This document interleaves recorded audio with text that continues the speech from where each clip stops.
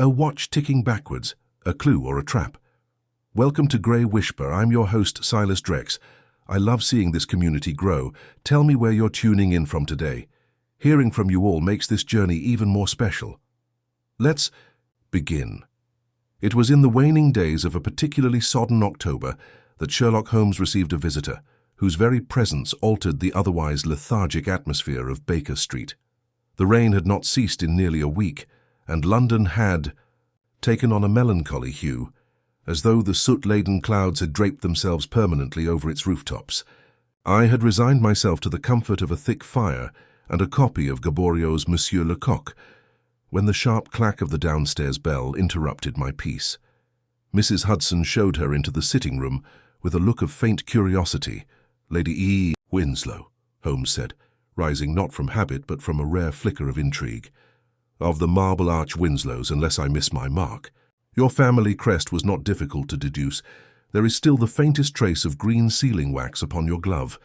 That shade, I know, is proprietary to your husband's solicitor.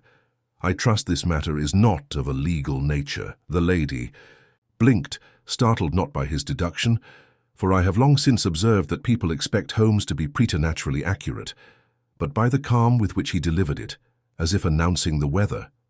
Lady Winslow was not young, perhaps in her early 50s, but she carried herself with that sort of taut composure that suggested years of restrained disquiet.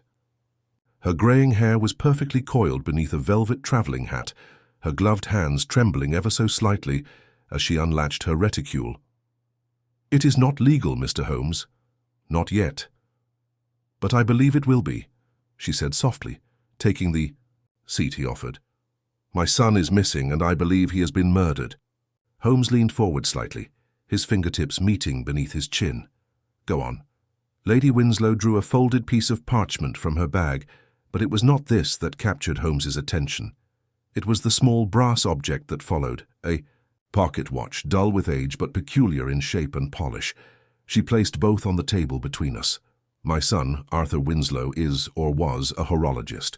A brilliant one, though underappreciated in society. 3 days ago he failed to arrive for a dinner arranged at my husband's club. Not uncommon, you might say, for a man of 30 with eccentric habits. But this," she gestured to the watch, "this was left on my doorstep last night. No note, no one was seen." Holmes plucked the watch with delicate fingers, holding it up to the lamplight. His eyes sharpened. He turned it over once, then again. "This is Swiss-made, though not a production model. A custom piece." "Yes," Lady Winslow nodded. "Arthur designed it himself, but notice the hands." I leaned forward. "They move backwards," I said. Holmes's voice was hushed, almost reverent. "Indeed, counterclockwise, and more curiously it ticks in reverse. Do you hear it, Watson?" I held it to my ear and confirmed it with a nod. "Backwards," Holmes turned to our guest. "This watch is no ordinary token, Lady Winslow. If your son left it for you, he meant to tell you something. But I require more than objects. What of his recent associations? Enemies, perhaps, or rivals in his profession?" She hesitated. "There was a man," she said. "A fellow craftsman, Edward Harker. They worked together once, until Arthur accused him of theft. It was never proven, but the matter turned obiter, and just last week Arthur mentioned something odd, that he had discovered a timepiece that doesn't belong. I thought it his usual flair for the dramatic." Holmes's eyes glinted. "Watson, remind me this afternoon to retrieve my lens and gloves. I believe we have a clockmaker to visit. Lady Winslow, may I retain the watch?" She nodded, already rising, as if the decision had been made the moment. She entered. As the door shut behind her, Holmes stood silent for a long while. The ticking of the backwards watch filled the space like a heartbeat in reverse. "Watson," he murmured at last, "there is something decidedly unnatural about a watch that counts down time instead of up. One might almost suspect it does not. Measure hours passed, but hours remaining." He slipped the timepiece into his pocket and turned to the window. The fog on Baker Street thickened. "Come," he said. "There is something ticking in this case besides the watch, and I fear we are already running late." The following morning broke with a grim sky over Baker Street, thick with a low mist that clung to the windows and distorted the gaslight into pale halos. Holmes was already dressed by the time I emerged from my room, seated at the breakfast table not to eat, but to pore over the inner workings of the backwards watch. He had dismantled it partially, exposing the intricate gears and balance spring, which he observed with a magnifier poised in one hand and a scalpel in the other. Our breakfast tray lay untouched.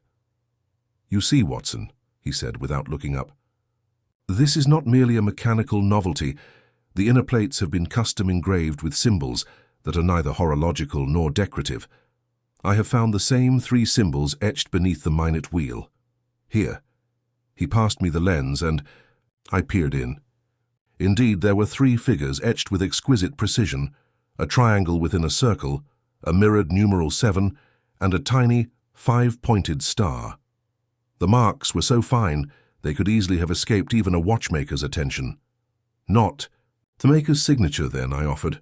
"Certainly not. These are intentional but coded. You may recall Lady Winslow's words, 'a timepiece that doesn't belong.' I took her to mean it metaphorically, but what if Arthur Winslow meant it quite literally, that this device is out of place, not in time, but in ownership?" Holmes delicately reassembled the casing with a flick of his wrist. "We must meet Edward Harker, the man accused of theft. It is likely, even at this early stage, that he knows more about this watch than he would care to confess." We took a hansom cab through the wet, uneven streets toward Bow Lane, where Edward Harker maintained a small but respectable clock shop tucked between a tobacconist and a pawnbroker. The sign outside read, "Harker and Sons, Horologists." Since 1832, though as Holmes muttered to me, there are no sons, the plural is aspirational. The bell above the door gave a polite chime as we entered. The air inside was thick with oil, brass dust, and the crisp ticking pulse of 100 clocks arranged with surgical neatness. Harker himself was at the rear counter, peering through a monocle at the innards of a disemboweled wall chronometer. He looked up as we entered, removing his lens and squinting through a pale blue haze of lamp smoke. "Customers?" he asked, his tone clipped. "Or repair?" Holmes took a step forward. "Neither. My name is Sherlock Holmes. This is Dr. Watson. We come in regard to Arthur Winslow." For the briefest second, Harker's face slackened, just enough to betray that the name was no stranger to him. He recovered quickly, wiping his hands with a cloth. "You found him, then?" Holmes tilted his head. "On the contrary, he is missing. You imply, therefore, that you expected him to be lost." Harker hesitated. "Not lost, but troubled, yes. He'd been behaving oddly, speaking of patterns he couldn't understand, of someone watching him, paranoid, inventive. Arthur always had an overactive mind. When he stopped responding to letters, I assumed he'd locked himself in again, as he used to." Holmes reached into his coat and, with great care, withdrew the backwards watch. At its sight, Harker's mouth compressed into a line. "This was delivered to Lady Winslow 2 nights ago," Holmes said. "You recognize it?" "Of course To Arthur obsessed over that thing for months, said he'd cracked something that would rewrite timekeeping altogether. I thought it was nonsense. The gears don't mesh conventionally, and the reverse mechanism, it damages the mainspring unless the tension is precisely tuned. A flaw. I told him it wouldn't sell." Holmes set the watch on the counter. "So you dismissed the invention. Did he accuse you of theft?" Harker's fingers tightened around the cloth. "Yes, he said I had taken notes from his journal. I hadn't. I simply told him that if he wished to commercialize the design, he'd need to improve its practicality. That's all. We fell out after that. He became hostile, reclusive." Holmes studied Harker's expression. "And yet here we are with his masterwork delivered anonymously to his mother. No note, no sign of him. You think I—" Harker stopped himself, shook his head. "I've not seen Arthur in over a fortnight. He moved his workshop from Camberwell to some warehouse in Shoreditch. Wouldn't say where. Said he needed secrecy. Said—" "They were watching him." "Who were they?" I asked. I assumed creditors. He wasn't well. Holmes picked up the watch and turned it over once more. "And these symbols inside the casing, do you deny knowledge of them as well?" Harker didn't answer immediately. When he did, his voice dropped. "I've seen them. Not in the trade, not in any guild. But I've seen them before. There's a man, Mr. Holmes, a collector. I'll not name him unless you press me, but Arthur visited him once, hoping to fund a new workshop. The man collects timepieces, but only rare ones, obscure ones. He's particularly drawn to those with unnatural properties. Unnatural, I repeated, startled. Designs that mimic the devil's hour, Harker said simply. Clocks that strike 13, sundials that cast shadows. At midnight, it's an obsession for some. I thought Arthur had fallen into that trap. Holmes's eyes narrowed. You will name him. Harker hesitated, then muttered. Dr. Lyle Netherford. He keeps a residence on Wandsworth Common, East Side. It's known among the trade if you've built something strange enough, he'll pay handsomely. Holmes extended a gloved hand. Thank you. That will suffice for now. Back in the cab, Holmes sat in uncharacteristic silence, staring out through the misted glass. You believe this Netherford has something to do with Arthur's disappearance? I asked. I believe, Holmes said slowly, that Arthur Winslow designed a device not simply to tell time, but to measure something different altogether. And whatever that watch was built to count, seconds, hours, perhaps something even more abstract, it terrified him enough to flee his old life. The symbols are not arbitrary. They are intentional misdirection. He tapped the brass surface of the watch with his fingernail. One must ask, he murmured, why would a man build a timepiece that moves backwards? What precisely is he watching end? The cab jostled forward as the horses turned toward. Wandsworth, Watson, he said quietly. We are no longer investigating a missing person. We are following a trail of breadcrumbs laid backward, toward a man who may already have known his end was near. The ride to Wandsworth was long and quiet, save for the rhythmic clatter of the horses' hooves against the wet cobblestones. Holmes remained deep in thought, his fingers laced together beneath his chin, the backwards watch resting on his knee as though he expected it to speak.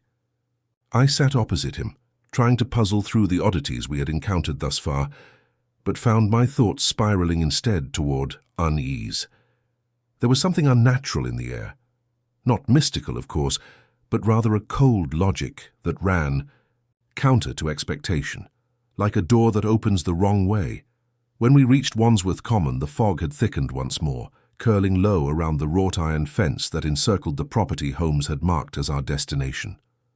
The house beyond was a narrow, three-story affair, built in that severe mid-Georgian style that always gave the impression of a face with no mouth. No lamp burned in the windows. Holmes did not knock at once. He studied the gatepost first, noting the faint traces of a crest once painted on the iron, now nearly rubbed away. Then he crouched to examine the hinges. Newly oiled, he murmured. Though the house looks deserted, I leaned close. You believe Netherford is avoiding us? On. The contrary, Holmes replied, rising. I believe he is at home, but he receives only those he chooses. He reached into his coat and produced a small visiting card from his own case. With a pencil, he scrawled 4 symbols across the back: triangle, circle, reversed 7, and star, and wedged it neatly into the crevice of the front door before rapping thrice. We waited. 30 seconds passed, then 60. I was about to suggest we depart and return later when the door creaked open soundlessly. A butler of unusual height and unsmiling aspect stood in the shadows beyond the threshold. His coat was black, pressed to severe lines, and his face carried the waxy pallor of someone who had not seen daylight in some time. Mr. Holmes, the man said, in a voice so quiet I might have imagined it. Holmes inclined his head. Dr. Watson accompanies me. Dr. Netherford will see you in the workshop. The interior was colder than the air outside. The entrance hall was empty but clean, the scent of tobacco and varnish clinging to the walls. As we were led deeper into the house, I noted the silence, total, oppressive, broken only by the faint buzz of gears behind closed doors. It was not the sort of place where time passed naturally.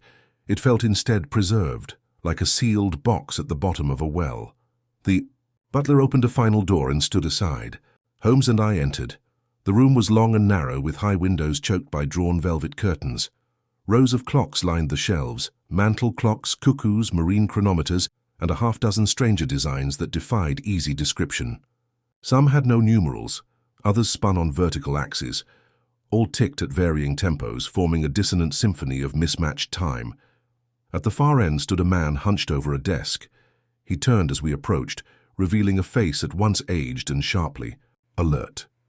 His silver hair was combed back, and his spectacles caught the dim lamplight like twin lanterns. "I was wondering when someone would bring that watch here," he said. Holmes smiled faintly. "We haven't yet shown it to you." "You wouldn't." "Be here otherwise," said Netherford, "and only someone holding that watch would think to mark the triangle within the circle." He stepped forward and extended his hand. Holmes passed him the timepiece without hesitation. Netherford turned it over in his palm, nodding slowly. Arthur Winslow was a genius, too fragile for the world perhaps, but touched by a rare kind of insight. I told him he was wasting his time trying to sell this. "You saw it before?" Holmes asked. 3 weeks ago. He came here in a state of panic, said he needed money to relocate, claimed someone had been in his workshop while he slept, that his blueprints had been moved. He thought he was being followed. "By whom?" Netherford shook his head. "He didn't know, he wouldn't say, but he feared they wanted the design, not for profit but for concealment. He said he'd made something that measured more than time." "Explain," Holmes said simply. Netherford held the watch to his ear, closed his eyes. He believed the reversed motion allowed the mechanism to sync with certain natural rhythms, backward tides, seasonal regressions, animal migrations. He was on the edge of something. He said this watch, this version, was counting down. "To what?" I asked. Netherford opened his eyes. "He never told me, but I believe he meant his own life." Holmes' expression did not change, but his fingers tensed slightly. "He left this with his mother," he said. "No note, no sign of his whereabouts." Netherford handed it back. "He wanted her to have it. He said, if anything happened, to him the truth would be in the watch." "Then he knew something would happen," I murmured, "or feared it," Netherford corrected. Holmes took a step forward, his gaze sharp. "Did he ever say the word Argus?" Netherford blinked, startled. "How do you know that?"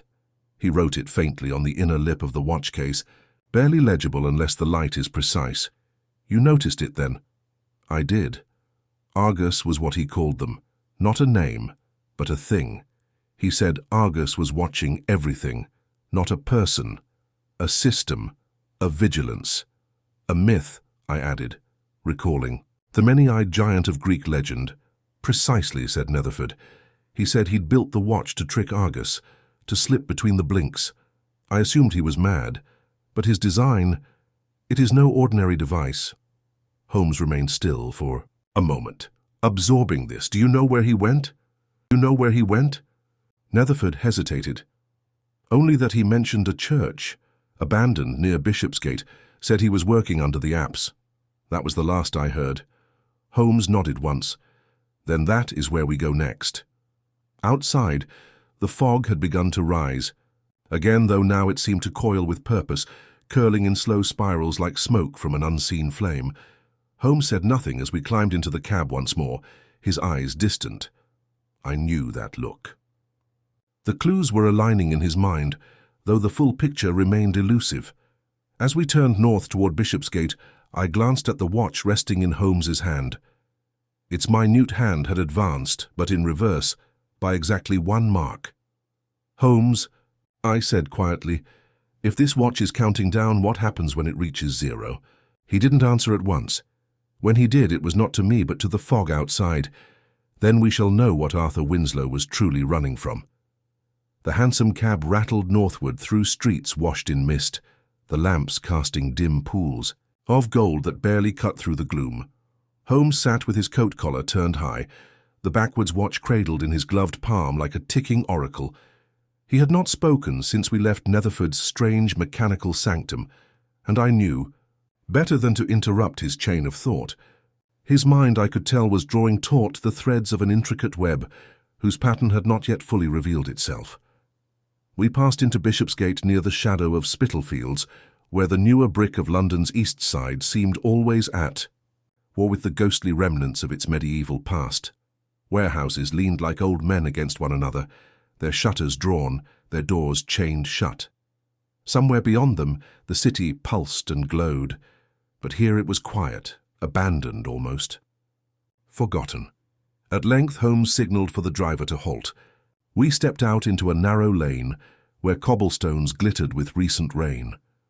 Ahead, behind an iron fence overcome with creeping ivy and a rusted chain that hung loose from its gate, stood a stone structure hunched in disrepair. A church. Though the spire had collapsed long ago and the stained glass was now jagged holes bordered in lead, Holmes paused just beyond the threshold.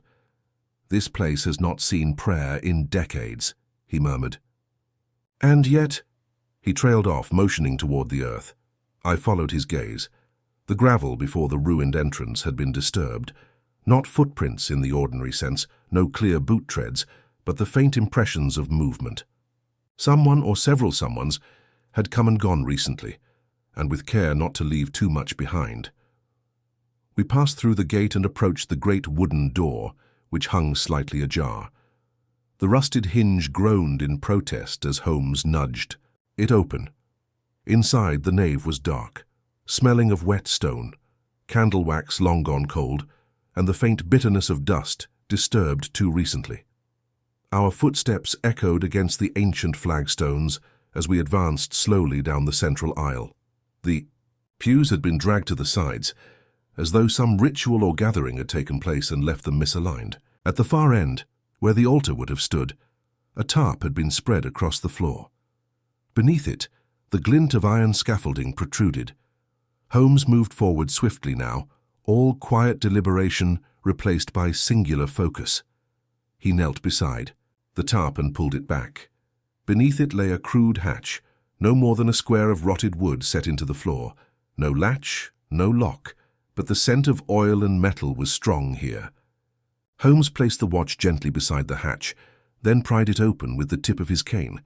A stairway descended into darkness. Stone at first, then metal. "I shall go first," he said. I followed close behind. The air grew colder, drier, tinged, with something metallic, something chemical. The staircase opened into a chamber I can only describe as both workshop and tomb. It had once been part of the crypt, judging by the curvature of the ceiling, but was now filled with mechanical apparatus. Clockwork shells, partial blueprints, spindles of wire-shattered glass domes. At the center stood a long table covered in papers, some burned at the edges, others folded into neat stacks, but there was no sign of Arthur Winslow.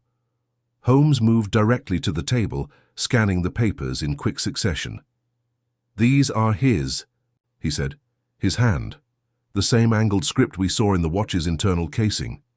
He held one page up to the lantern I'd lit. The ink was faint, smudged in places. "He refers again to Argus," Holmes said. "And, listen to this, Watson. They cannot see the reverse path. Their eyes are forward-facing. I have encoded my presence in backward motion. If time is a corridor, they stand at the door. But I have slipped beneath it." There was something fevered in the phrasing, yet chillingly methodical. A mind under siege, yet precise in its logic. Another sheet bore a diagram, a crude sketch of the backwards watch, but magnified and notated with strange numeric sequences. Holmes tapped one sequence with his finger. "These are timestamps," he said, "but not linear. Look here, this one corresponds with Lady Winslow's report of the watch's arrival. The watch was set not to hours past, but hours before, as though it were counting down to its own delivery." He straightened, eyes alight with understanding. "It is not a device to tell time as it is," he whispered. "It is a device to mark an event yet to occur. Winslow built a horological cipher keyed to a single moment." I took a cautious step toward a second table where something caught my eye. A metal canister, no larger than a tea tin, connected by coiled wire to a compact battery. It was a rudimentary alarm system, designed, I now saw, to trip if someone opened the hatch without resetting the coil. "He knew someone might come looking," I said. "Or something," Holmes corrected grimly. He picked up a final sheet of paper. It was unsigned, but written in a different hand, angular, more deliberate. "You have gone too far, they are aware. The clocks will be reset. Stop the count, Arthur, or be counted." Holmes folded the note carefully and pocketed it. "Whoever wrote that was no ally," he said. "And no amateur. Someone tracked him here, someone who knew what this device might reveal if it were activated. "But why send the watch to his mother?" I asked. "Because she was the only one he trusted," Holmes replied, "and because she was safe until the countdown finished. This was his failsafe. If he disappeared, the watch would be delivered, and with it a warning." A sound interrupted us then, faint, muffled. Holmes froze. I turned toward the staircase, but it was not from above. It was from behind the wall. Holmes crossed the room in 3 strides, pressing his ear against the cold stones of the far side. Then he stepped back and drove the tip of his cane into the mortar, a hollow thud, not solid. "Help me," he said. We cleared the debris from the wall, a false panel, revealing a narrow side chamber, more a recess than a room. And there, slumped, against the stones, pale and breathing shallowly, was Arthur Winslow, alive. Holmes dropped to his knees, pressing 2 fingers to the man's throat. Faint pulse, malnourished, but not long gone. He's been drugged or stunned. Beside him lay a broken device, another watch, but smashed open at the core. Holmes turned to me, his voice low and urgent. "Fetch the cab back. He must be moved." But quietly. "Whoever warned him, they may not be far, and now that he's been found it..." He trailed off, looking again at the backwards watch in his hand. The minute hand had advanced again, still ticking down. "Time," Holmes said, "is running out for more than just Arthur Winslow." We moved swiftly and in silence, our boots treading lightly on the flagstones, as if the shadows themselves might rouse and give chase. Holmes supported Winslow beneath one arm while I steadied him on the other side. The man was barely conscious, his weight slack and unwieldy, his breath issuing in shallow gasps. He murmured something once, a string of syllables that may have been reverse or rehearse, but then lapsed again into silence, his head lolling against Holmes's shoulder. The narrow stair groaned under our weight as we brought him up from the crypt. The broken church above had grown darker still, the mist pressing now through the broken glass like slow, insidious fingers. Outside, the cab waited at the gate, the horse stamping nervously as if sensing something unnatural in the air. I climbed, aboard first, and cleared a space, and Holmes helped Winslow in, laying him gently against the cushion. "Home, Baker Street," he told the driver, his voice low but sharp. "And do not stop for anything." We jolted forward. Winslow stirred again as we rounded the corner into the main road, his eyelids fluttering as if caught between waking and nightmare. "I must. The mechanism. It's still moving," he whispered. Holmes leaned forward, speaking with the quiet urgency of a man sharpening a knife in the dark. "Arthur, listen to me. You are safe now, but time is short. You must tell us who was after you. Who is Argus?" Winslow's lips trembled. His eyes opened, staring not at Holmes but through him. "They watch through time," he said. "They don't need windows, only cycles, rotations. Every clock is a mirror, every tick a footstep." I felt a chill then, not from the cold, but from the conviction in his voice. Holmes did not dismiss. "Hiatus-fevered nonsense," he nodded slowly. "And the countdown, what happens when it reaches 0? Winslow's hand moved feebly toward his coat. Holmes reached inside the threadbare lining and drew out a folded envelope. He opened it. Inside were 2 items, a single brass key, old, blackened with use, and a note written in the same precise script we had seen in the crypt. "If the watch ends, go to the one that never started. It must not strike once." Holmes read the note twice, then slipped it into his breast pocket. The watch in his hand ticked on, reversed and relentless, its hands slicing backward through time like a blade tracing back toward the hilt. Back at Baker Street, Mrs. Hudson helped us settle Winslow into the spare room. We left him sleeping, a thin sheen of sweat on his brow, while Holmes and I returned to the sitting room. He lit the fire and stood before it, his face cast half in shadow, the backward watch glinting in his hand. "It is not over," he said at last. "We have pulled Arthur Winslow from the grave, but the grave is still yawning." I took a seat, my nerves taut. "What do you make of the note?" Holmes turned the key over in his hand. "It suggests there is a second device, or something. Like it. The phrase 'the one that never started' is intriguing. It implies another mechanism, perhaps one designed not to count time, but to resist it. A null clock. A clock that does not strike, I said slowly. But why? Because time itself may be the enemy, he replied. Winslow believed he had built something that could slip outside of time's expected path. If he was right, it would not only hide a man from detection, it might shield him from causality itself. I stared at him. Holmes, that borders on mysticism. No, he said firmly, not mysticism. Pattern. Every invention we now take for granted, telegraphy, photography, even steam, was first derided as impossible. And yet here we are. What Arthur Winslow discovered may simply be the next rung on the ladder. He turned suddenly and moved to the bureau.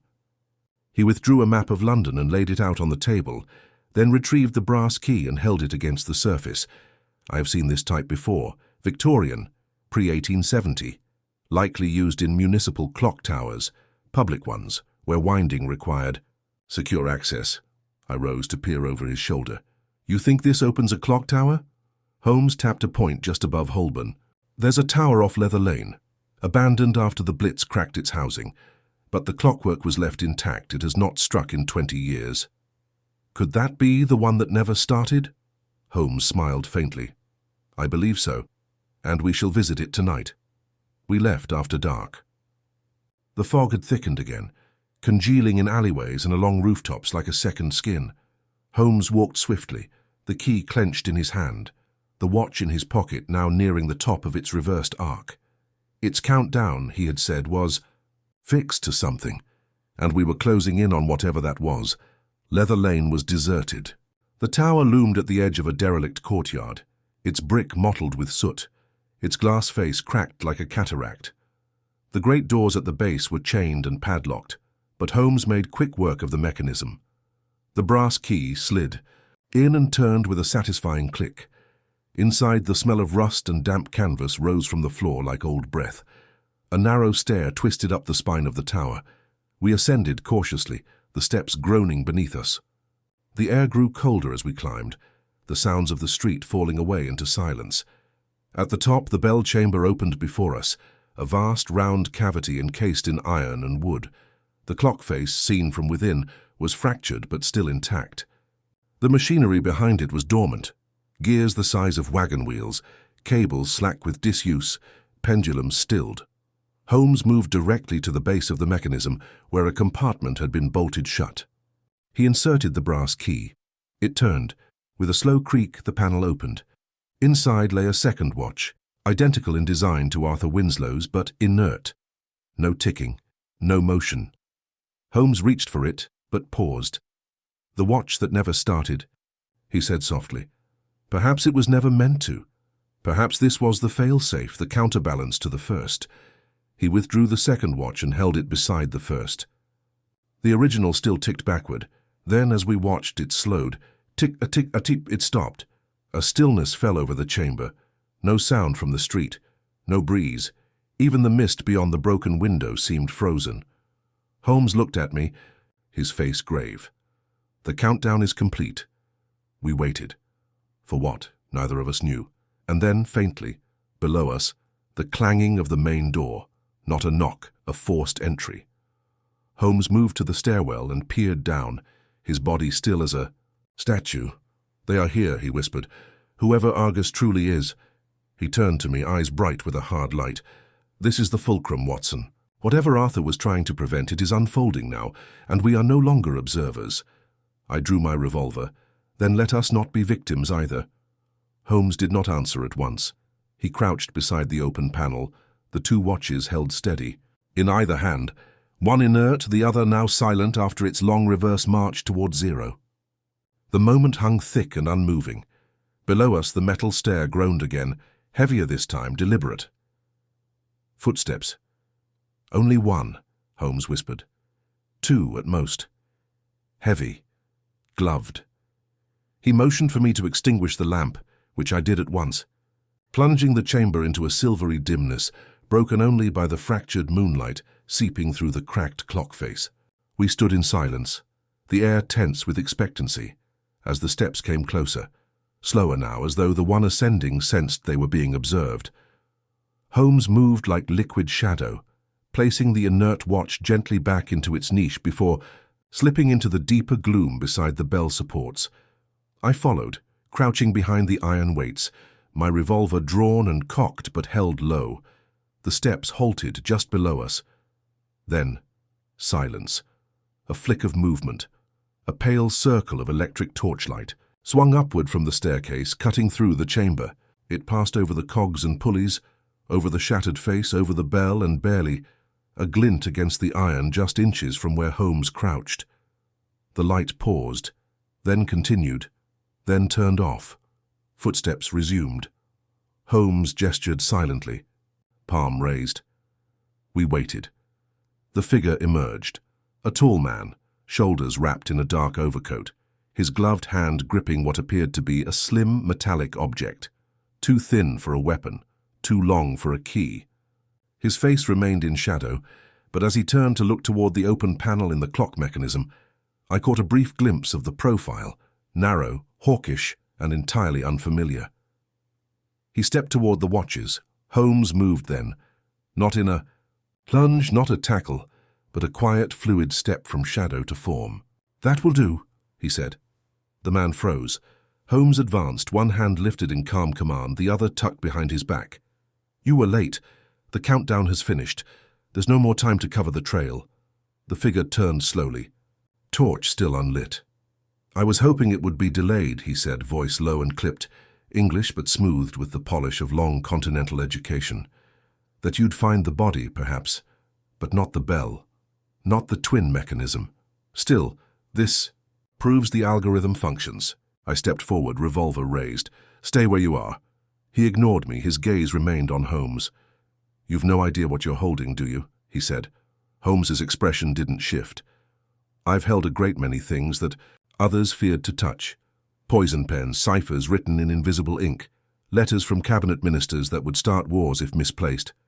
But I confess, this is the first time I've held a heartbeat disguised as a watch." The man's smile was almost imperceptible. "And still you're behind." Holmes took one more step. "Then enlighten me, Mr. Size. The man tilted his head. "There's no name you'd believe, but I've worked with those who've charted backward momentum. We call it chronoablation. Your Arthur Winslow managed it by accident. He believed he was shielding himself, when in fact he was building an attractor." "An attractor?" I asked, stepping to Holmes's side. "Of what?" The man's eyes flicked to me for the first time. "Of them," he said. "Of watches, systems, intelligence that observes not through sight or sound, but through sequence, through regularity. They exist in the constancy of time, so he broke it, he inverted it. But when he did, he made himself visible to something far worse than a creditor or a thief." Holmes spoke evenly. "Argus," the man nodded. "Not a person, a perception, a field. We all live within it, Mr. Holmes. Most are never seen because they never disturb the rhythm. But Winslow tried to step out of the pattern, and now it is, watching all of us." Holmes turned his attention briefly to the inert watch in the panel. He built a second one, a neutral node, something not to attract, but to ground. "To hide in," the man confirmed, "like a lighthouse whose beam is invisible, but it must never strike. Not once, not forward, not backward. The moment that mechanism ticks, it becomes a signal again." "What happens then?" I asked. The man's gaze darkened. "It resets. The observer intervenes. Time shivers." Holmes stepped closer, voice cool. "And what, pray, were you planning to do tonight if we had not arrived?" The man hesitated. "I was going to remove the watches, return them to vacuum. No one else must replicate them, not now." I narrowed my eyes. "You weren't here to clean up. You were here to destroy the counterbalance." His silence confirmed. Holmes moved now with quiet steel. "Dr. Watson, detain this man." I stepped forward, but he moved faster than I expected. A twist, a flash, and a sound like compressed air being released. A fine puff of vapor hissed from the thin object in his hand, striking the stone beside Holmes's head. Acid. Holmes recoiled just as I fired. The shot went wide, ricocheting off the bell's inner housing. The man sprang backward, seized the forward watch from the panel, and ran. Holmes was already in motion, coat whipping behind him as he bolted down the stair after the intruder. I followed, heart pounding, pistol raised but useless now in the narrow corkscrew shaft. We plunged. Into the night, out into the courtyard where the mist had thickened into near opacity. He was gone. Holmes stood still in the courtyard, listening. Then he stooped and touched the stones. "Here," he said. His boots skidded. He turned east. We gave chase down the alley, but the night had swallowed him. Holmes slowed at last, breathing hard, but still scanning the brickwork. "He has one watch," he said. "The original, the one that counted down." "And the one that must not strike?" Holmes nodded. "Still in our possession." I looked up at the rooftops and the dark horizon beyond. "Holmes, if what he said is true, what happens now?" Holmes turned toward me, eyes sharp and unfaltering. "We guard the silence, Watson. We ensure the second watch never ticks. And we find the man who believes he can outrun what watches all." He paused, then added almost absently, "Time is not our enemy, but it has taken sides." And with that we turned back toward Baker Street, toward Arthur Winslow and the fragile machinery he had built to vanish within the noise of the world. By the time we returned to Baker Street, the first edges of morning had begun to press faintly through the soot-grey sky, though the gas lamps still burned with unwavering resolve against the waning night. The city was stirring, yet unaware of what had passed above its rooftops. In that liminal hour between night and dawn, the world often feels paused, breath held, and on that morning more than ever, it seemed time itself had hesitated. Arthur Winslow was awake. Holmes led the way into the sitting room, where our unexpected patient now sat swaddled in one of Mrs. Hudson's thick shawls, looking pale but lucid. His hands trembled around the cup of tea I had left for him earlier, though his eyes had a new sharpness, as if something essential had returned to him in our absence. "You've been gone," he said quietly, not as a question, but an observation. Holmes removed his gloves, then the watch from his coat pocket. He set it on the table, its face silent, its hands unmoving. "We found the man who was following you," he said. Arthur's grip tightened. "Did he take it?" "One of them. The active piece. But the inert one remains." Winslow's shoulders sagged. He looked away. "Then it has begun." Holmes took a seat opposite him. "Mr. Winslow, I will not pretend to understand all that you've seen, yet. But I do know this. You built something that pierced a veil. Whether it was metaphysical or mathematical, it allowed you to be seen, and now others have come. Perhaps not for the watch itself, but to stop what it reveals." Arthur set his cup down and laced his fingers together, knuckles pale. "I didn't invent it," he said. "Not wholly, I completed it. The original mechanism came from a set of incomplete designs, early 19th century, French, I think. Found them in a lot of estate papers sent for auction. They were cryptic, no language I could trace, only glyphs and schematics. But something about the arrangement, it felt intentional. I knew somehow it had to move in reverse." "And the symbols?" I asked. "They weren't decorative," he said. "Each shape corresponds to a concept of temporal resistance. The triangle in knee. The circle, a moment held within a closed system. The reversed 7 is a vector, backwards in tension, I called it. The star is, I don't know. The trigger, perhaps, the final alignment." Holmes leaned forward. "You realized it was dangerous." "Yes," Winslow said, "but I didn't understand why until I activated it." "The countdown." He nodded. "It began the moment the final gear rotated, not a mechanism measuring time in the ordinary sense, but discontinuity, a countdown to an event that had not yet occurred, but whose shape was already predetermined." "And you believed that by constructing a second inert version," I began. "I might conceal the first," Winslow finished for me, "or balance the equation. I wasn't sure. I only knew that when the active watch reached 0, something would be able to find me." Holmes tapped a finger lightly against his knee. "Tell me exactly what happened when the countdown completed, the moment you blacked out." Arthur's face darkened. I heard a tone, not a chime, a pressure. It wasn't a sound in the room, it was in my mind or maybe around it. Like every thought I had was being held at arm's length. And then I saw it. I leaned in despite myself. What? Not a person. Not a face. A presence. Like I was being observed from all angles at once, but not with malice. Not even curiosity. Just acknowledgement. As if I had stepped into a corridor that should not exist, and something had turned to glance at me from the far end. He swallowed, his hands trembling again. Holmes was still. And then? Then I woke. Up in the church. We sat in silence for a time, the weight of Winslow's account hanging like damp wool around the room.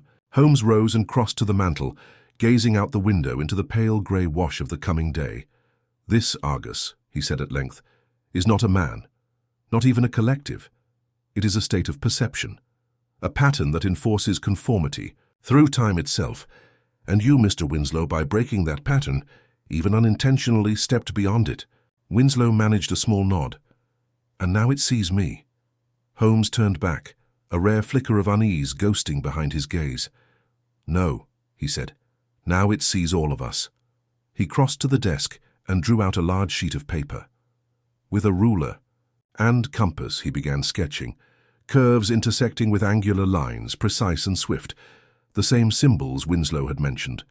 He connected them in a loop, then drew another, intersecting slightly but spiraling inward. I believe your second watch, the inert one, is more than a failsafe, he murmured. It is an anchor, a way of reasserting stability in the timeline, something unchanging, unreadable by Argus. As long as it remains inert, it blinds whatever signal the first watch released. Winslow frowned. But the first one's been taken, which means the mechanism is unbalanced once more, Holmes said. And the observer, whatever it is, may resume tracking the disturbance. I stepped forward. But to what end, Holmes?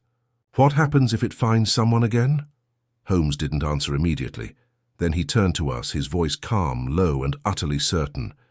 Then it resets the conditions. Time adapts. Memory reshapes. People vanish, Watson.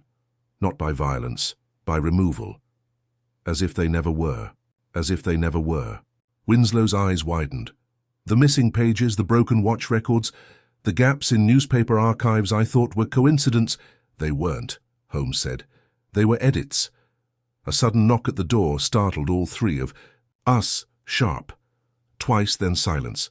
Mrs. Hudson's voice came from the hallway. A telegram, Mr. Holmes, delivered by hand. The man waited for no reply. Holmes accepted it, broke the seal, and read. He did not show it to us at once. Then, it's from Edward Harker. Winslow stiffened. What does he say? Holmes looked up, eyes unreadable. They came to me, asked for the second watch. I said nothing, but I think they know it's with you. I'm going away. I suggest you do the same. Harker, Arthur's face, went ashen. They're tracing the chain of knowledge, Holmes nodded. We have one night, perhaps less. Then what do we do? I asked. Holmes crossed to the inert watch on the table, gazed at it for a long moment, then returned it. To its velvet-lined box. We leave London, he said. Take the anchor out of reach. Break the line of observation. If Argus tracks through continuity, we must become discontinuous. And then? Winslow asked. Holmes gave a faint, almost imperceptible smile. Then, Mr. Winslow, we wait for time to blink. We departed London under the thick hush of early twilight, long before the city stirred again to life. Holmes had given precise instructions to Mrs. Hudson. No visitors, no messages forwarded, no signs of departure left behind. The carriage that arrived bore no markings, and its driver, paid in advance and sworn to silence, asked no questions. We loaded little, only the second inert watch still boxed and wrapped tightly in oilcloth, and enough provisions for a week away. Arthur Winslow, pale and drawn, sat between Holmes and me, swaddled in a heavy coat and scarf as if winter had already arrived. The direction we took was not revealed to us until we had passed the final reaches of London's edge, leaving behind soot and fog in equal measure. Only then did Holmes, leaning forward in the dim cabin light, produce a folded map and lay it across his knees. A cottage on the Suffolk coast, he said. Once owned by a retired lighthouse engineer, now vacant, if my information is current. The structure was built to withstand storms and salt. It will serve our purpose. I did not ask how he had secured it. Holmes was never without contingencies, even for situations he had never imagined. The man seemed, at times, capable of preparing for futures not yet invented. The journey lasted into the night, the air outside turning briny as the sea crept near. When at last we arrived, the cottage stood precisely as described, a narrow stone structure half sunk into the headland, its windows shuttered, its frame stoic against the wind. Beyond it, the sea roared like a warning from another world. Holmes unlocked the door with a key he had acquired. How I still do not know, and we entered by lamplight, the interior dry and sound if spare. A fire was built and the shutters secured. The second watch, our anchor, was placed at the exact center of the house on a wooden table that Holmes wiped twice with a clean cloth before setting the oilcloth-wrapped box down atop it. "No clocks," he said to me, gesturing to the small brass mantelpiece timekeeper already present. I understood. I removed it and placed it outside, burying it beneath a flat stone. No ticking, no rhythm, nothing regular to attract a gaze. Arthur lay down without complaint and was soon asleep. His breathing, still uneven, was at least deeper than before. Exhaustion, Holmes had said, was as much psychic as physical. To be seen by what one doesn't understand is a wound all its own. We kept watch in shifts. The second night, Holmes and I sat across from one another in the small front room, the waves crashing faintly in the distance. He had taken to sketching again. Not symbols now, but overlapping spirals, ellipses converging at impossible points, as if charting the echoes of movement not yet made. "It is like hiding a flame from the wind," he said, eyes on the page. "We cannot stop the wind from existing, but we can place the flame inside a glass." I nodded. "You think the second watch by its stillness becomes the glass?" "Precisely," Holmes said. "It is absence masquerading as presence, a placeholder for time rather than its expression." He paused. "But it cannot remain inert forever." Stiffened. "You believe it will activate?" "No," he said. "I believe someone will try to make it activate." There was a knock, 3 sharp taps. We stared at one another, unmoving. Holmes rose slowly, stepped to the door, and placed one eye to the side slat. He made no sound. When he turned back, his expression was unreadable. "It's Edward Harker," he said. I opened the door. The man was soaked to the bone, his coat heavy with rain, eyes shadowed by more than just fatigue. He staggered in and collapsed into the chair by the fire, shivering violently. "I walked," he rasped. "Most of the way. Had to leave the train miles back. They were watching the line. You were right. I read your signal in the Standard. The Latin quote." I turned to Holmes, startled. "A flourish," he murmured. "Buried on the second page." Harker looked up, teeth chattering. "I've seen it again, Holmes. Not a man, a shape, a pulse. I was sitting at my desk. The candle dimmed, but the flame didn't waver. Like time itself shrank, just for a second. And then I couldn't remember what I'd been writing." "You were almost extracted," Holmes said. "I left everything behind. They can't follow. Me here, not immediately, but they will try." Holmes crossed to the watch. He unwrapped it gently and placed his fingers along its smooth brass casing. It remained cold. Still. "We have one protection," he said. "It's silence." He looked at me. "Watson, you must record everything that happens here. Not by clock, but by event. Sequence, not schedule. We must chart the rhythm without obeying it." And so I did. 3 days passed. Arthur recovered slowly. He began to speak more clearly, though always in short, precise phrases, as if afraid of giving shape to the thing that stalked him. Harker barely slept. Holmes never did, pacing the cottage in long arcs, pausing at intervals only he understood, adjusting the angle of the watchbox by degrees that made no sense to anyone but him. On the 4th evening, we heard the change. It was not a sound precisely, but an absence. The waves for a moment did not crash. The air outside stopped moving. Time did not halt, but it hesitated. Like a thought caught in the throat of the world. We all rose together. Holmes went to the watch. Its lid had shifted. By a fraction, no one had touched it. Holmes turned to us. It is reaching resonance. Harker moved toward the door. Then, we must destroy it. Holmes blocked him. No. If we destroy the anchor, the signal returns to noise. We do not kill the eye by blinding it. We only force it to look harder. Arthur stood now too, clutching the back of a chair. Then what do we do? Holmes reached into his coat and withdrew the pages Winslow had once scribbled in madness, now decoded. We complete the cycle. He turned to me. We must start the second watch, but not here. My mouth went dry. You said it must never strike. Holmes nodded. Not in time, but outside it. He gestured to a case near the hearth, a lead-lined box used to carry instruments that required shielding. We place it inside. Let it tick. Let it complete a cycle, but contained, nullified. Arthur was shaking. If it's wrong, it's the only path left, Holmes said. Everything else is retreat. This is counter-observation, a signal sent inside a mirror. We placed the watch in the case. Holmes turned the crown. It ticked once, then again, then silence. It had begun. But only Holmes knew what it would mean. The tick echoed like a pin dropped into a cathedral. Soft, clean, but carrying weight beyond its sound. Then the second tick. Then the third. Deliberate, mechanical. But behind it, something stranger stirred. Holmes latched the lead-lined case shut with swift precision, his hands moving not out of panic, but ritual, as though he had rehearsed this moment not once but countless times in the theatre of his own mind. The locks clicked into place and the room felt lighter. No, not lighter, different, as if something intangible had shifted one notch away from alignment, as if the pattern had been cracked, but had not yet fallen. Now, he said. Breath. Shallow but steady. We wait, but not for long. Arthur stood by the hearth, his eyes fixed on the case as though afraid that even its sealed brass might pulse with some malignant awareness. Harker had slumped into a chair near the shuttered window, one hand buried in his coat, as if reassuring himself that his heart still beat to its own rhythm and not the one ticking inside that box. I checked the firewood without prompting, stirred the embers, and added more fuel. The ordinary things, necessary, grounding things, but I could not quiet my mind.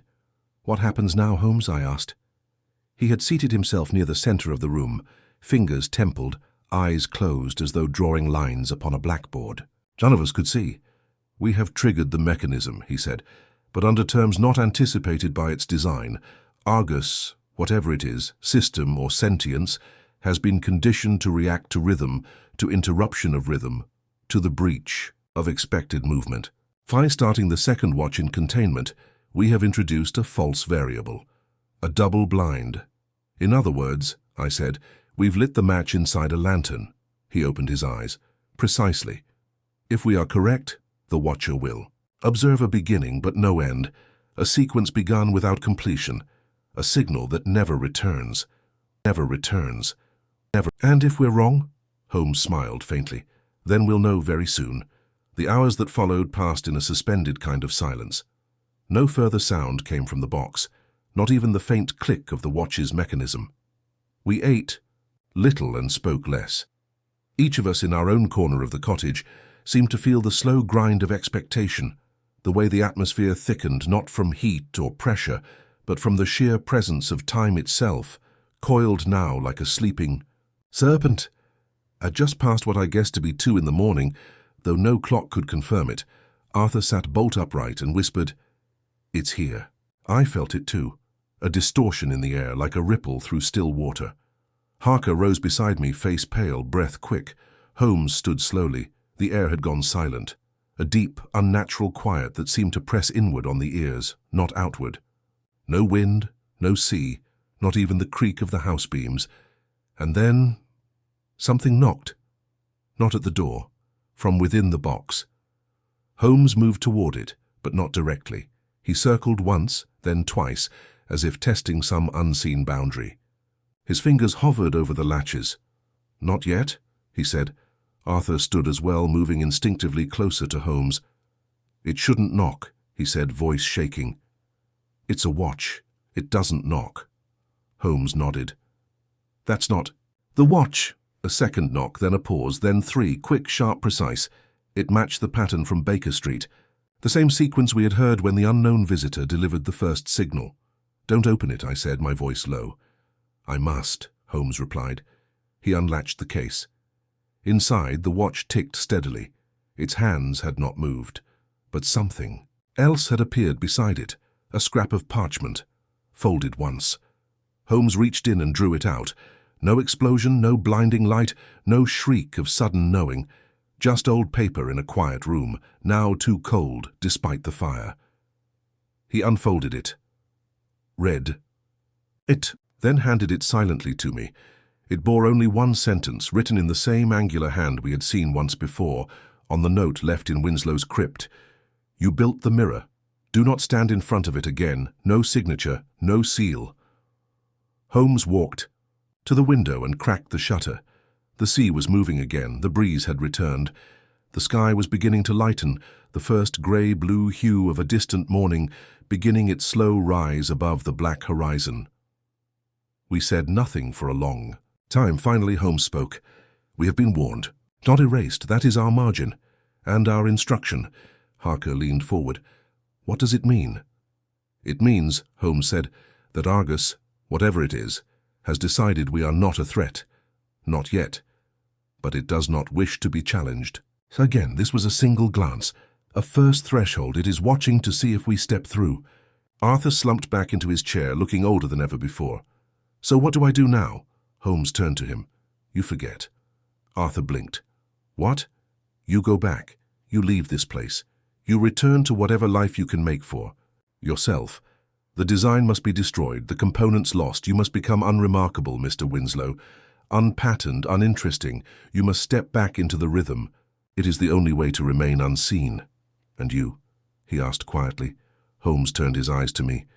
"Watson will write this case, but not now, and not in order. It will be fractured, incomplete, scattered in footnotes and memory. A series of unresolved impressions, enough to remember without drawing too much light." I knew what he meant, and what he was asking. Holmes closed the case again, sealing the watch with a final reverent precision. The ticking inside faded again into imagined rhythm. "Sometimes," he said, "the best we can do is disturb the pattern just enough to make it blink, not enough to make it see." The sun was rising now, casting a faint golden light across the eastern window panes. We had passed through the night, not untouched, but unchanged in ways only we would know. I looked at Holmes and saw the weight he now carried, curiosity sharpened as ever, now balanced against something heavier.